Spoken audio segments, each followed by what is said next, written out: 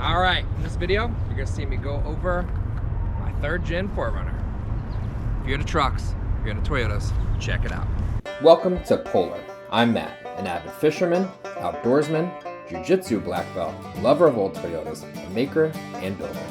Join me on my journey to stop chasing after success and to start following where my passions take me, what I'm calling the path of least resistance. In just a minute, I'm gonna park and I'm gonna walk you around my 3rd gen 4Runner. I've built it out slowly with 2 things in mind. One was that it was a daily driver, so I needed it to be comfortable. I needed some creature comforts on the inside, and by daily driver, I also mean it was my road trip vehicle for my family as well. And then the second one is I like to do a lot of backpacking, fishing, camping, and I needed a truck that could take me to do all of those things. And so I needed an all-around adventure rig, which is what led to the build of this truck.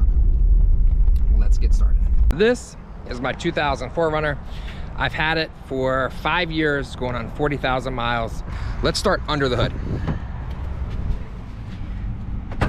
So this truck has a V6. It's a 3.4 liter, and really this engine is freaking bulletproof. Never once have I been stranded by it. It runs like a bell. This truck, when I bought it, was in mechanically sound shape. It was leaking a little bit of oil, so I had the valve cover gaskets done shortly after buying it, and the timing belt was done 20,000 miles ago at 140,000 miles. Another mechanical upgrade, this has the Tundra brake upgrade in the front. I haven't needed new brakes in the back, but we had plans to do that once that happened. And if you know anything about these 3rd gens, you know the brakes were just too small for this truck. They overheated easily, so having the larger brakes really helps. I did have to run a spacer. If you look, the wheels stick out just slightly out of the body of the truck and actually line up perfectly with the fenders. This is an AMI, Auto Mail Industries bumper with a last fit light bar, and I forget what brand those are, but those are road legal fog lights. And for me, those 2 lights have been perfect. I use the light bar here when I really just want to illuminate something more. These fogs have been great when it's rainy, snowy, and I need to provide a little bit more light. Of course, we have the, what is that, bug reflector, I think that they're called, and the window reflectors as well. Let's go underneath the truck. A couple of things to note. The first are, it has aftermarket sway bar end links, and that's a polyurethane. That red is a polyurethane bushing. And we have done the same polyurethane bushings on the sway bar. And those 2 things really have created a tight handling on the truck. It handles much better than when it did when I bought it. You know, I don't know what a stock 2000 4Runner handled like out of the factory, but this thing handles really, really, really tightly. And it makes the driving experience much better. When I bought this baby, I had really 3 things that I was looking at. Number 1 was I needed a clean frame. If you know anything about old trucks, but specifically old Toyotas, frame rust is the number 1 killer that will take a truck out. These engines will last freaking forever, but that frame rust will make it unsafe to drive.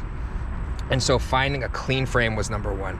Number 2, and people may disagree with this was me, was a clean interior. It's hard to go backwards on an interior. And then number 3 was a mechanically sound truck. And so really, and that was what I found in this truck. The frame was very clean. The interior was clean, and then mechanically it was in good shape. And so it checked all my boxes, which is why I bought this specific truck. Now you can see underneath here, the truck really is in phenomenal shape. The frame, when I bought it, had some surface rust. And I took, several hours really just cleaning all of that rust off of there. And then I used Rust-Oleum's rust reformer. So this frame has not been painted. It's been sprayed with a rust reformer, which just converts all of that rust. The other thing that you'll notice on here is that it's got an oil-based rust inhibitor as well. I've had that done every winter just to keep everything nice and nice and coated, really nice and greasy. I have a 2-inch Dobinson's lift. I've got the heavy-duty coils, and it's not an IMS, it's just the regular Dobinson's teal. I call it the teal lift kit because that's the color of the coils. I did not want to go over 2 inches. You get over 2 inches, you're starting to change angles, ball joints start to go, you got to replace control arms, diff drop. There's just a lot of more things to go wrong once you get over that. And so a 2-inch lift for me felt like the right. I'm not rock crawling this thing. I'm not taking out on boulders. It really was built as a truck to take me on backcountry roads.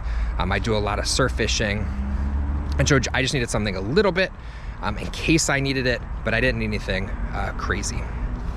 And after I did that, my wife, pretty soon after, started complaining it was hard to get in and out of the truck. And so I had these rock rails fabricated here.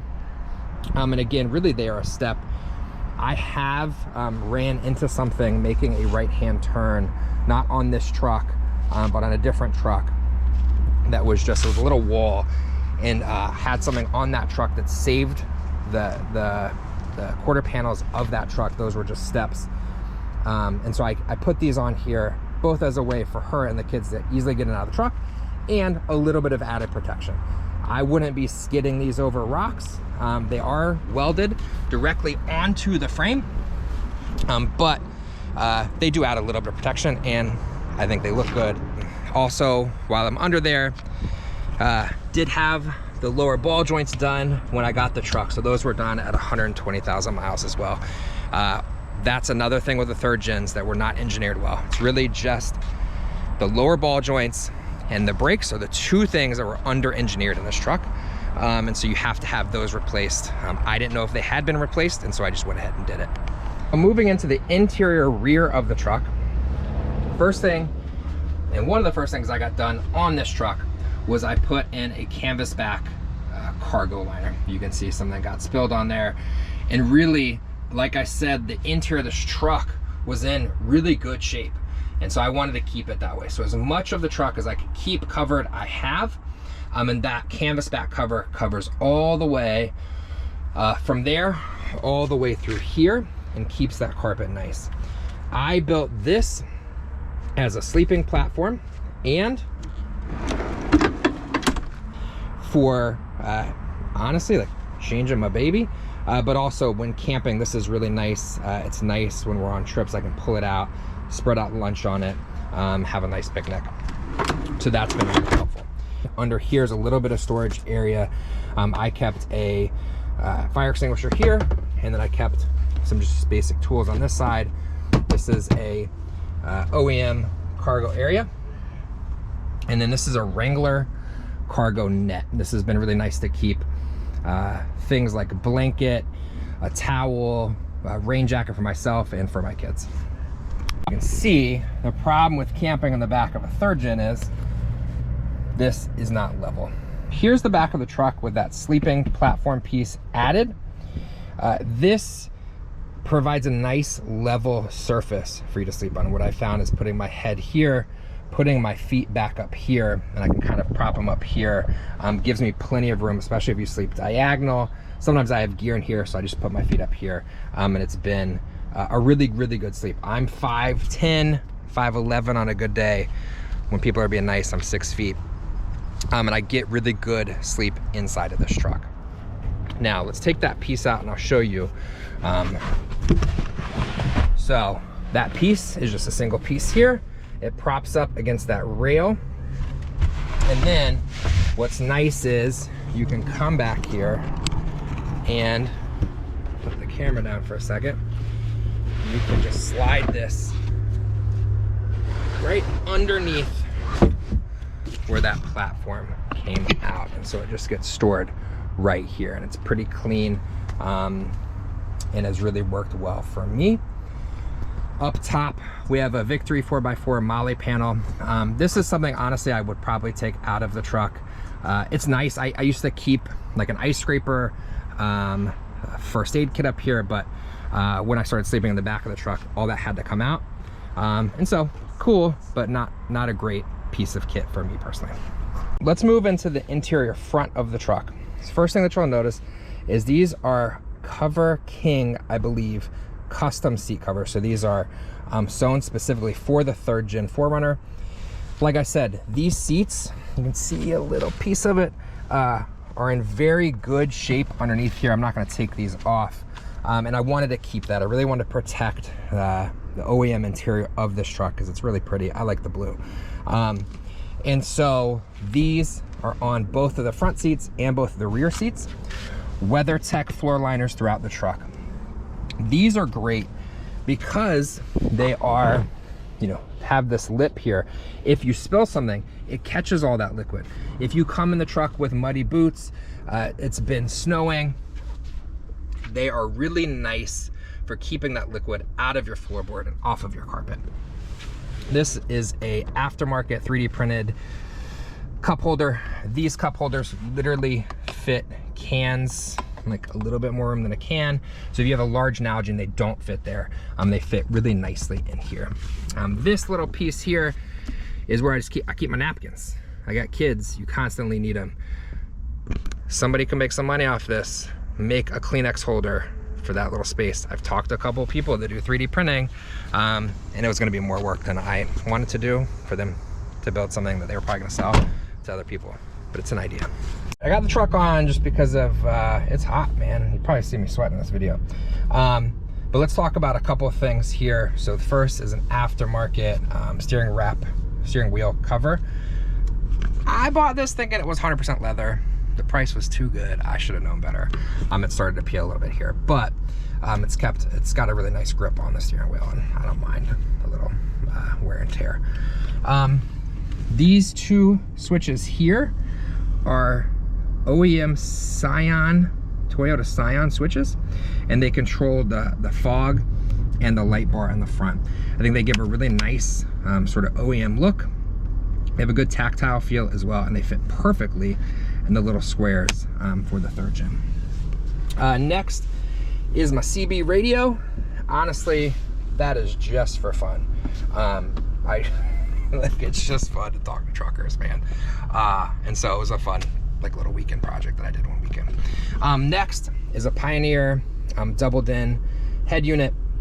Really, I just have this in here so that I can do Bluetooth on my phone and have conversations hands-free. This, I believe, is also a Victory 4x4, if I'm not mistaken, accessory mount. So it's got the ball mounts. On this side, I usually run a Garmin navigation. I don't have it in the truck right now, but I usually run that here because when I'm out backpacking, especially, I'm getting into pretty remote areas. A lot of times I don't have signal. And if I don't have signal, I don't know where I am and I don't know how to get out. And so that has saved my butt quite a few times. And then obviously a cordless charging station here for my phone. So two things I didn't mention about this truck specifically is the moonroof, sunroof does not go back and forth. So you can see here, I have the CB antenna running through there, which is cool. It's easy, and the wire runs back through, down through to the dash of the truck. And then this stubby antenna was a much purchase for me. In this truck, when you turn the radio on, the antenna goes up. And I actually broke 2 antennas going through the car wash. And after the second, I was like, we can't keep doing that. And so replaced it with the stubby antenna. Probably my favorite mod. I didn't do this. I wish I was responsible for this, but I don't think I'll have another car that doesn't have it, is this. And that's a Viper remote start system. And it's nice, obviously, for having remote start in the winter to warm up the truck, so it's nice and warm when I get in. But actually, it's saved my tail a couple times, and I'll tell you how.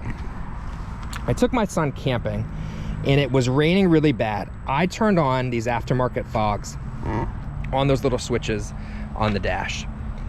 Of course, they're not like OEM lights, so they don't beep when you go get out of the car. And so I left it on. I didn't know that I had left it on, and the battery was dying.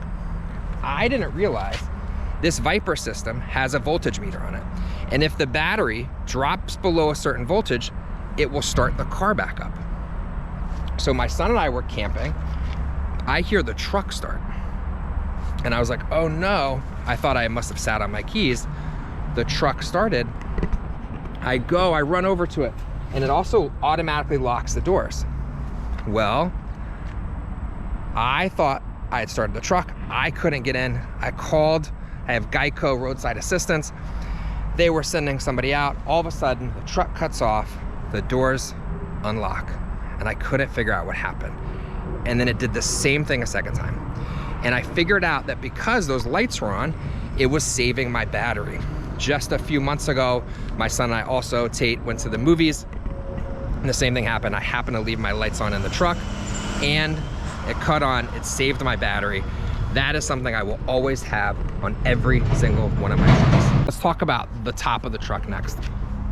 So I added 44-inch extrusion bars, which mount directly to the factory frame rails. These go right, basically parallel to the doors. It's allowed me to add the stuff that I needed on top of the truck. I don't have a need for a $2,000 roof rack system. I'm not running rooftop tent. I'm not strapping stuff to the top of my truck. So I run this old school Thule, Shule, I don't know how you say it, rooftop box. And I keep sort of all of my recovery gear, camping chairs, just stuff I need that I don't want to store inside the truck. And on this side, I have a small Roam awning. It's been great for both camping and fishing, just to provide some shade. Let's jump up here and look at two more things on top. And so I also, like I said, do a lot of fishing. And so this Rhino Rack fishing rod holder has been really nice, especially on road trips, so I don't have to keep my fishing rods inside the truck. And I know that they're actually safer and the rod tips aren't gonna break and get hit.